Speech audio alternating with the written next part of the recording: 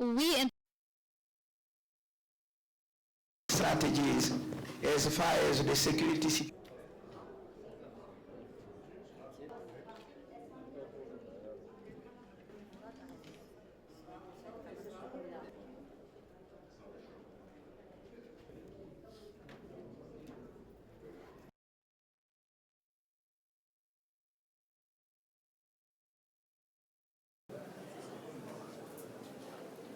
the targets set for this summit, which are to increase cooperation between the two regions in order to further develop or to further promote developments in the Arab and African countries for the betterment of both societies.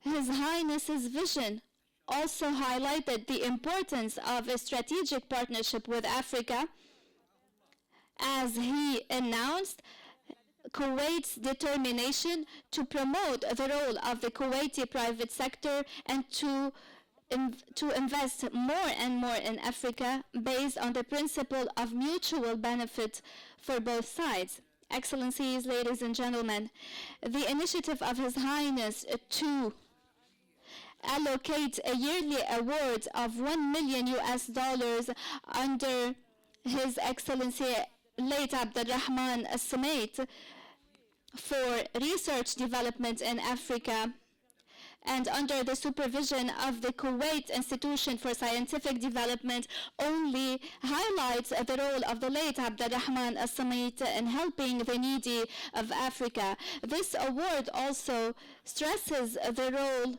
of development, the importance of the role of Kuwait in development in Africa. Excellencies, ladies and gentlemen, over the past few days, we have heard valuable remarks by the heads of states and governments from both the Arab and the African countries. These remarks have shed light on the positive factors that gave us hope that we can further enshrine our cooperation and our partnership in order to work together for the security and stability of the regions, of both regions.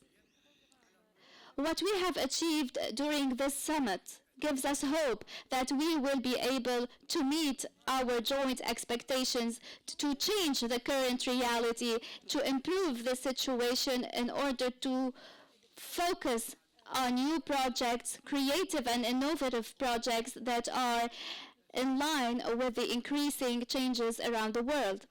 Ladies and gentlemen, you have taken a look at the Kuwait Declaration, which was adopted by the summit. It is made of an introduction and different clauses and articles that shed light on the importance of the spirit of cooperation. This declaration also shows that African and Arab countries believe in the partnership between the Arab and African countries, because this is a reflection of the title of this summit, which is Partners in Development and Investment. The countries of both regions cooperated together, and this is why we were able to reach a common action plan that is explained and detailed in this declaration and in the final resolutions of the summit. Ladies and gentlemen, Kuwait has realized early on the full capabilities of the African continent, its rich resources, and this is why we have directed development to the African continent, and we have a long history of trade exchange with Africa even before the oil boom. This is why by hosting this summit and through the initiative that was launched by His Highness the Emir of the State of Kuwait, we shall continue to work together. We shall continue to work based on cooperation between the Arab and the African people to preserve the security and stability and the prosperity around the world. Ladies and gentlemen, we believe in equal partnership. We are partners in our close and faraway neighbors. We are partners in cooperation. We are neighbors in development and investments. We are partners in decent living in dignity. We are partners in peace. We are partners in the planet. We are partners in human dignity. Last, I would like to extend my heartfelt thanks to the Arab and African countries for their active participation and for the efforts they exerted to make this event a success. And I hope that the Arab and African regions will continue to work closely together for a more prosperous and a brighter future, which would lead to more prosperity and peace around the world. May the peace and blessings of Allah be upon you. Thank you very much. This summit was somehow different, and I would like to tell you how different these were. Of course, I shall thank the State of Kuwait for their kind hosting and hospitality. So, as I said, this summit is different than the regular summits because it aimed at reaching tangible results that would translate materially in the life of every individual living in the Arab and African countries. Today, we are not about preaching slogans. We are about putting down policies that redound to the best interests of Arab and African individuals. Therefore, there is a great hope and a further confidence that the results of this summit will reach or will create a major shift in the quality of life in both regions. Undoubtedly, the most rhetorical and eloquent speech addressed by His Highness the Emir was of great importance and had a great impact.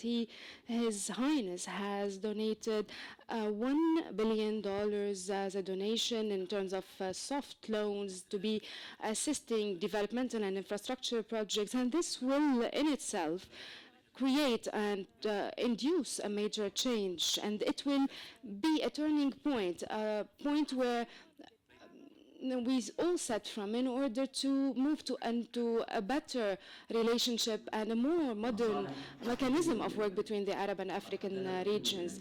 The summit has identified clearly and explicitly the institutionalization and of work, the mechanisms that need to be put down in order to effectuate the needed work. We are talking, and we talked about executive mechanisms of work, and that is a change in itself. Yes, there are short-term objectives and goals that the League of Arab States and the African Union will work on achieving recently. Most importantly, the increase, depending more on private sector and civil society organizations, put down a common action plan, identifying priorities, and collaborate at the level of implementing this common action plan, this joint action plan. Of course, we in this summit have highlighted two main areas, that is the agricultural field, the agricultural development, and the food security. Of course, there was another important point, that is setting up an Arab African Center for Information Sharing.